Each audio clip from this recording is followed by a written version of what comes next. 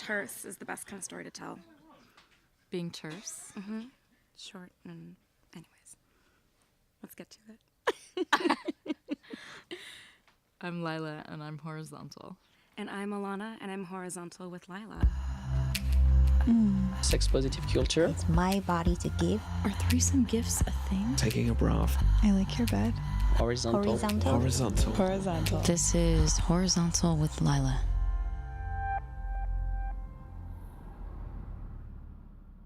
Welcome to Horizontal, the podcast about intimacy that's entirely recorded while lying down, with me, Lila, your confidant.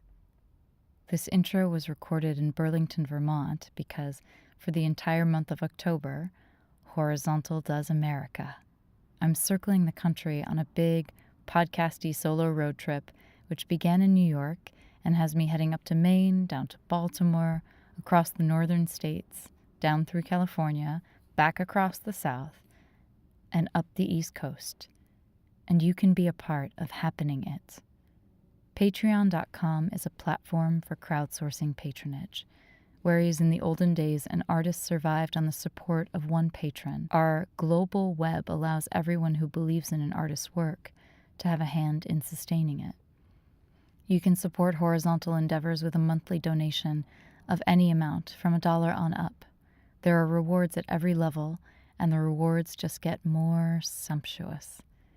I cherish every Patreon supporter. Each dollar means that you champion my mission of cultivating intimacy around the world.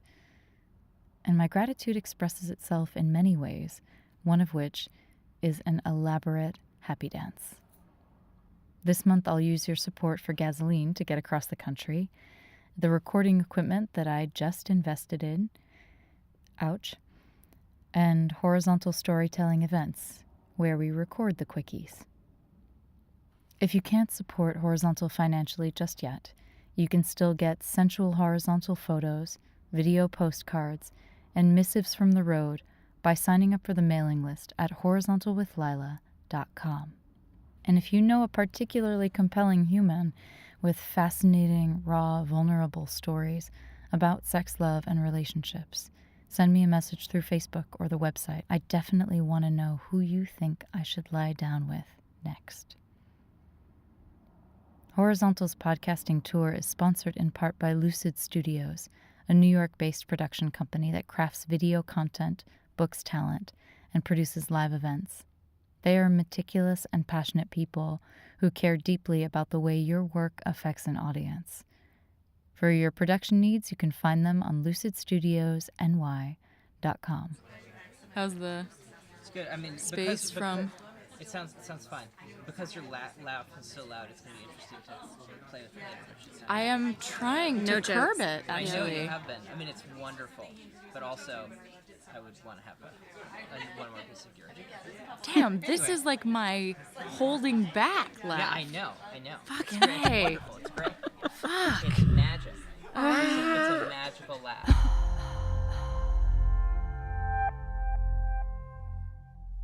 In this quickie episode recorded live at my podcast launch pajama party, I lie down with Alana Heiss. Alana is a Google product marketing manager and a sex writer.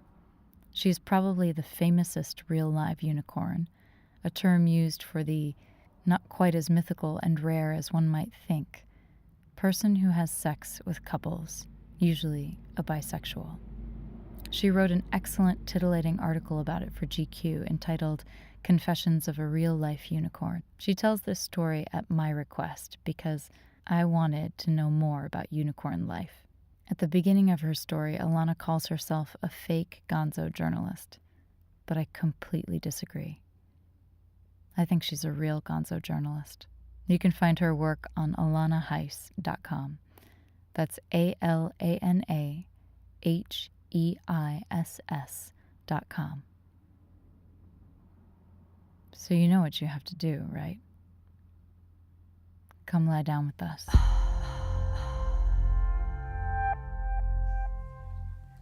Okay, so I've got to say that I'm kind of a bad storyteller, but I'm a decent writer, so I took notes. So for the sake of those of you listening, I'm staring at my iPhone. Sorry. people in the crowd. I feel like a sham. Oh, no. Okay, so usually when I tell stories about sex to my friends, it's always like about the spectacle, the whole like, what'd you do last weekend? And I'm like, I don't know, a male stripper and an entrepreneur at the same time with a DP, like literally right over there actually once. So like, because a lot of the sex that I've had has like actually nothing to do with pleasure, and it's just like, and definitely nothing to do with love. It's just like this kind of horrible fake gonzo journalist in me where I do it all for the story. So with that said, I'm going to tell you a story that I will call Les Petites Morts, or a little death in French, which in my mind is the perfect metaphor for an orgasm. It's the story of the most delayed orgasm of my life. Okay. I'm ready. Wait. I'm ready. Yes, girl. Yeah, so as I'm thinking about this, I think like there are parts of us that grow up faster or slower than others. Like I think for me, it adopts some bad behaviors that are kind of hard to shrug off that might have been useful at one point. So like case in point, I used to think I could protect myself from like any kind of physical or emotional hurt by holding back something of myself during sex. And I think that manifested itself in not ever really having real orgasms during sex, which I mean, like, that's kind of the definition of bonkers. So I've been like working that out. So as a bit, I guess another background, this past February, I published a piece for GQ about my adventures into being a unicorn, which for those of you, a little background, the single girl that's down to sleep with couples. So the story was kind of about how after a mostly monogamous decade of my 20s, I wanted to experiment sexually and have all these experiences that I thought I might want to, but couldn't let myself have with my boyfriends. So I actually came here to Hacienda for my first ever sex party. Mm-hmm. The theme was Velvet Virgins, and the stated goal of the night was for everyone to try something that they'd never done before. And for me, that meant a threesome with a man and a woman. And at that point, I had never slept with a woman. So I met this really beautiful poly couple. We had sex. I realized it's actually very easy to fuck a woman because I know my way around the female anatomy. And it gave me like this crazy high, and I wanted to get that really like again and again. So I dove into being a unicorn, using a few different like apps that were available. But then eventually met this amazing couple that I'll call B and P for the time being. This is actually 2 years ago that I matched with them on Tinder, and we went on our first date. They're gorgeous, they're big-hearted, they're so open, and we had such good chemistry on our first date. Like, we actually, after like a few rounds of Negronis, we were like, this is it, when we went home together. And we've been seeing each other regularly since then. And in the last year, our relationship has really grown into something like kind of special, even if I have a hard time defining what it is. Like, we're not poly, but I don't know, they just got married this year, so I don't know how to define it. But basically, for like the first 13 months that we were together, I never once had an orgasm during our sex. And like, this is completely ridiculous because like I said, they're both super hot. They have this apartment that just like oozes sex. It's like they have these like amazing candles and great perfume, and like just their like kitchen is full of like the most divine French wine you've ever had. It's like made for fucking. Mm-hmm. So like I watch them fuck each other, or like P and I go down and be together, or when he's fucking me and fringing her at the same time. It's like the best porn I could ever imagine. Like in a lot of ways, they're seriously like my sexual fantasies come to life, but I would never orgasm, although they both would, and sometimes like multiple times in a night. So I was trying to figure out like why the fuck I wasn't ever coming. And it was just like this mental block that I had. I think like this idea that they had each other, and I just had like myself and my pet rock and my plants at my house. And like that, I could like really easily be kind of cut out of their life. And their lives wouldn't really change at all. I mean, they're married, they're, a couple. So I guess I just had this like fundamental kind of insecurity that I felt with them, and a distance that I wanted to keep between us to like stave off this kind of potential end. There's always this, difficulty with the unnameable arrangement. And it was really confusing to me. So like, here's the thing about an orgasm. Like I said, the French call it les petites morts, which means a little death. And it's seriously the perfect metaphor, because when you come, you're not in control of your body. You're completely a slave to pleasure. You look crazy, and you might make like some really strange noises. So for anybody like me, who really prides himself on being put together, this is a really hard position to be in with people. Intimacy is terrifying. Like, historically, I don't make love because one is safe and I can be in control and I'm safe from being hurt or abandoned. And the other is like actually dependent on another person. Again, I typically like have sex for the story to feel the closeness to another body or to make someone else feel better. But it wasn't about me or my physical pleasure. And like fear of intimacy, how would I describe it? It's like therapy revelation 101 when you're like, oh my God, I think I'm scared to get close to somebody. And then everyone's like, yeah, duh. And you're like, well, it literally took me 30 years to figure that out in my life. But like also the best part about it is like you think you can hide this shit and like, no, you can't. Like, so like BNP were like, yes, we can see right through you. Bless those two though. They were like, we're going to get this fucking girl off. So like, spoiler, it was like one of our sexiest date nights when like this said like long anticipated orgasm finally happened. So they had been in Paris celebrating their engagement and spent time at this like amazing perfumery called Serge Lutens. They got like the sexiest lingerie and they brought back this amazing wine. And so we got together when they got back. We ate a bunch of French cheese, drank like way too much gorgeous French wine, spritzed each other with this perfume that's like $1 billion a bottle. And then like the main event was like we tried on all of this like super hot lingerie together and kind of staged a little photo shoot. It was everything. It was like classy and beautiful and like a little bondagey, and we were all the kind of drunk you get when you have like a really solid light red. So just this like laid back buzz. And so like one thing leads to another. We end up in their giant bed. We take off each other's lingerie and we fuck for like 2 hours. They both got off and I kind of felt like, okay, cool. Like my job here is done. But then they were like, seriously, Alana, this is ridiculous. Like we're going to make you feel good.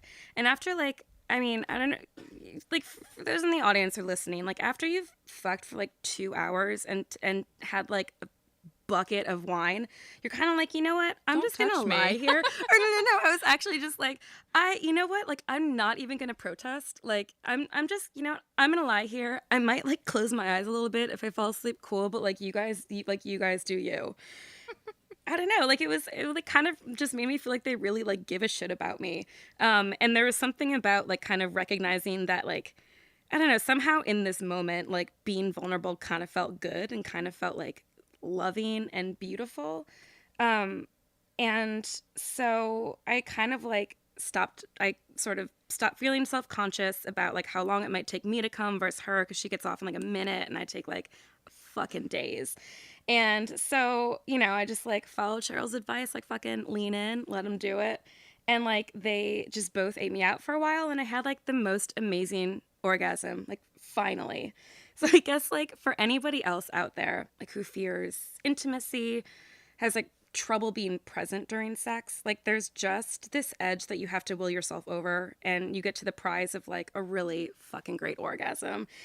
And I used to think that letting myself go over the edge would mean falling to a certain death, but it actually is just like that little death, which is so fucking worth it.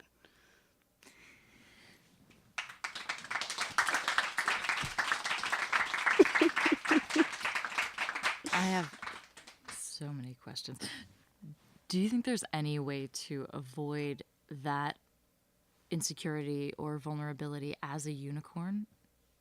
Because it seems like people would get really burned out on that, you know, not being the partnered one. Definitely. I think what is so interesting about like being the unicorn and watching these couples is like what I learned so much about BNP is they're so good at communicating together. They're super in touch with their own wants and needs, which is not an easy thing. Like if you really consider like what do I actually need in bed? What do I actually want versus what do I wish that I want? Like those are really hard things. So they're just like super self-aware and super communicative together. And so I think that kind of forces the unicorn to like get on their level and like also just be kind of like open and honest. So if you can do that, cool. Did you go to the wedding? I didn't, no. It was like a teensy tiny wedding that they had with just like 25 people.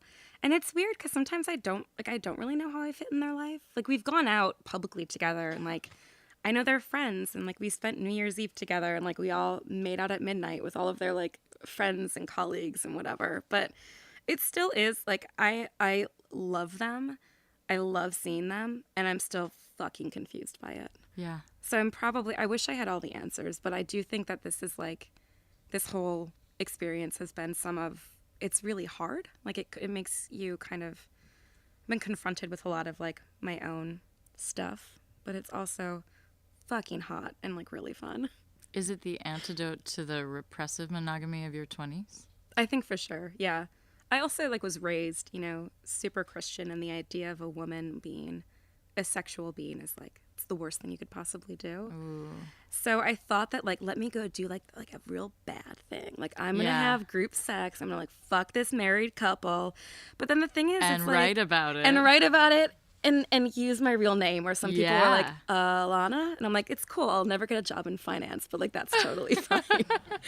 But Or no, like, run for president, but oh my fucking god! At this point, let's not. Just I'm sorry. I Okay, brought it sorry. up. Fuck. yeah. No, but I do have to say, like, what is what's so surprising to me is like whenever you try to make sex about something that's like bad and nasty, it's like, nah, it's actually just kind of about love in the end, which sounds so silly. I feel like I've gotten a lot softer in my old age of like 31 now that I've been fucking a couple for 2 years. Do you imagine shifting your relationship style in your 40s? Do you think the configuration will keep shifting? I think so. Yeah. I mean, like with these two, they'll have children. They'll kind of keep. Do you probably like by property. kids? I do like kids, but I that don't. would be like, never out of my vagina, like not even not a single one. I think they're interesting. Like, I have a nephew now, and I'm like, what the fuck is going on in your head? Why do you do the things you do? I think it's fascinating. But I think like we'll probably just shift our relationship to this like deep and beautiful friendship, and I don't know, hopefully keep like fucking strippers and like doing that at the same time. That was really fun. So I want to see like maybe that'll be my next phase in life, from like beautiful couples to just like totally objectifying hot men. I don't really mean that, The but I kind of Chippendales do. years. Yes, actually, I do have this vision of myself, like hopefully soon, like just retiring in like Southern California. Like I'll have a house in Palm Springs and like a bunch of like sexy as fuck pool boys who will just be like, Miss Heiss, I'm here to clean your pool. And I'll be like, yes, you are, sir. And they're not even going to know it hit them. So Like the Vim and Vigor video. You gotta see that. story of my, that's like that's my dream. So hopefully that's my next phase, is being like just a fucking weird old woman and like beautiful silk kimonos hitting on pool boys till I die. Thank you, Alana. Thank you, Lila. And that's what's horizontal. I have huge appetite. Credit where credit is due. Horizontal's saucy cover art is by the illustrator Shauna Shea. Find her on 99designs.com. My intro and outro, complete with sex vox. Did you know that heavy breathing, when it's used as an effect in music, is called sex vox? Me neither. Those were created by Alan Markley, Plastic Cannons on Instagram. And every episode is mixed and mastered by Owen Muir, who you heard at the beginning of this quickie, of Self-Disclosure Productions. Yeah. Thanks for listening.